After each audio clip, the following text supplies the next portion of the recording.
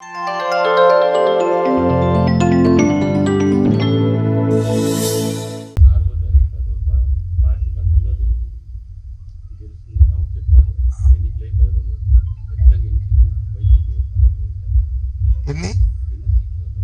విజయనగరంలో 99, 175, 175.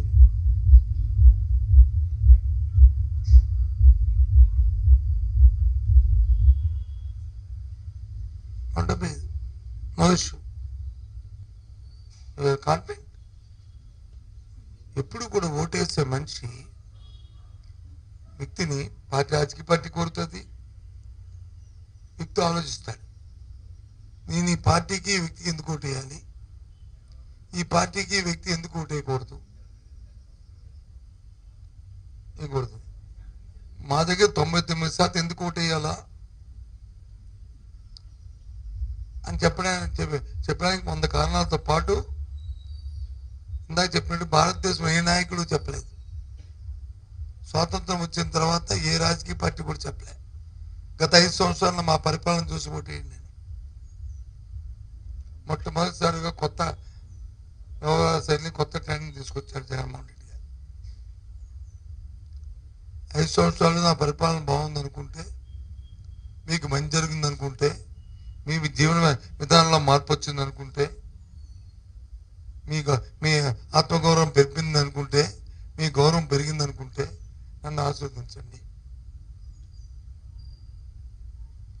రైతుకి మేలు జరిగిందనుకుంటే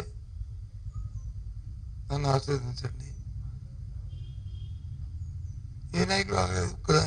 జగన్మోహన్ రెడ్డి స్వాతంత్రం వచ్చిన తర్వాత, ఆంధ్ర రాష్ట్రం ఏర్పాటైన తర్వాత జరిగిన ఎన్నికలు జరిగినప్పుడు కూడా మొట్టమొదటిసారి వైసీపీ పార్టీ అడిగింది ఈ విధానాన్ని.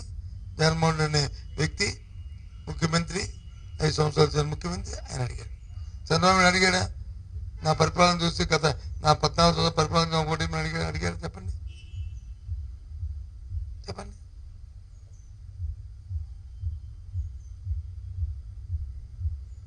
ఇది అంతెందుకు, ఇవాళ దేశం మొత్తం ఎన్నికలు జరుగుతున్నాయి. 2 దఫాలు భారతదేశ ప్రధానిగా మోడీ గెలిచారు. ఈ 2 సంవత్సరాల పరిపాలన ఓటు అడుగుతున్నాడు ఆయన. మళ్ళీ కులాలు, మతాలు, వర్గాలు, లేకపోతే ఆ సెక్షన్ తీస్తాను, ఈ సెక్షన్ తీస్తాను, లేకపోతే ఇంకొక అంశాలు తీసుకొచ్చి అడుగుతున్నారు తప్ప, నేను 10 సంవత్సరాలు పరిపాలించాను, అది చూసి మీ అందరూ సంతోషించుకుంటే మళ్ళీ నాకు ఓటు మేము అడగచ్చు కదా. జగన్మోహన్ రెడ్డి గారు ఇప్పుడు ఉన్న వాళ్ళందరం కూడా వయసులో కొంచెం చిన్నవాళ్ళు, పెద్దవాళ్ళు ఉన్నారు. మీ అందరూ కూడా విలేజ్ సోదరులు. ఎన్నో ఎన్నికల్లో మీరు చూశారు.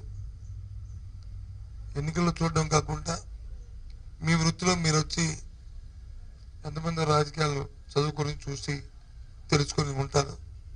చెప్పండి, ఎవరైనా ఒకరైనా సరే. అలాంటి పరిస్థితులు ఇవాళ జగన్మోహన్ రెడ్డి గారు తీసుకొచ్చారు. ఇక రాబోయే కాలంలో ఎన్నికల్లో దేశం మొత్తం మీద ఎవరైనా ముఖ్యమంత్రి చేసిన వ్యక్తి మళ్ళీ ఎన్నికలు పోటీ చేస్తే ఆయన పరిపాలన గురించి ఆయన చెప్పుకోవాలి. ఒకవేళ అంతకుముందు ముఖ్యమంత్రిగా చేసిన వ్యక్తులు మళ్ళీ పోటీ చేస్తే ఆ పార్టీ కానీ ఆ నాయకులు కానీ వాళ్ళ పరిపాలన విధానాన్ని చెప్పుకోవాలి. లేదంటే గత పరిపాలనలో నేను తప్పు చేశాను, నా వల్ల నష్టం జరిగింది, నేను మారాను అని చెప్పుకొని మళ్ళీ ఓటు అడగాలి. మీ అందరికీ జ్ఞాపకం ఉంటుంది. చంద్రబాబు నాయుడు ఒకసారి నేను గత పరిపాలన 5 సంవత్సరాల్లో నేను కొన్ని పొరపాట్లు చేశాను, నేను ఇప్పుడు మారిపోయాను, నన్ను నమ్మండి, నా కోటి ఇవ్వండి అడిగాడు. జ్ఞాపకం ఉందా మీకు? ప్రజల పనులు నిజమే కాదా మారిన మనిషి అనుకున్నారు, కానీ మళ్ళీ మోసం చేశాడు. రుణమాఫీ చేస్తానని మహిళలు మోసం చేశాడు. రైతులు మోసం చేశాడు. బాబు వస్తే జాబ్ ఇస్తాను, జాబ్ వస్తే జాబ్ లేకపోతే 2 రూపాయలు ఇస్తానని యువకులు మోసం చేశాడు. రాష్ట్రం ఆర్థిక పరిస్థితి చిన్నాభిన్నం చేశాడు.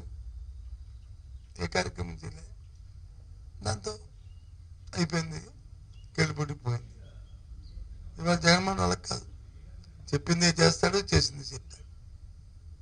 అది ఆయన తాలూకా విధానం, ఆయన తాలూకా కార్యక్రమం, మా పార్టీ విధానం, మా పార్టీ కార్యక్రమం. సో అది కొత్త ట్రెండ్ తీసుకొచ్చాడు. అందుకు ఇవాళ చెప్తున్నాను, మళ్ళీ ఈ జిల్లాలో 9 స్థానాలు గెలుస్తాం. మొన్న ఎన్నికల్లో మా పార్టీ కార్యకర్తలు చిన్న పెద్ద అందరూ లేకుండా ఎంతో సామరస్యంతో అందరూ ఒకరికొకరు సహకరించుకుంటూ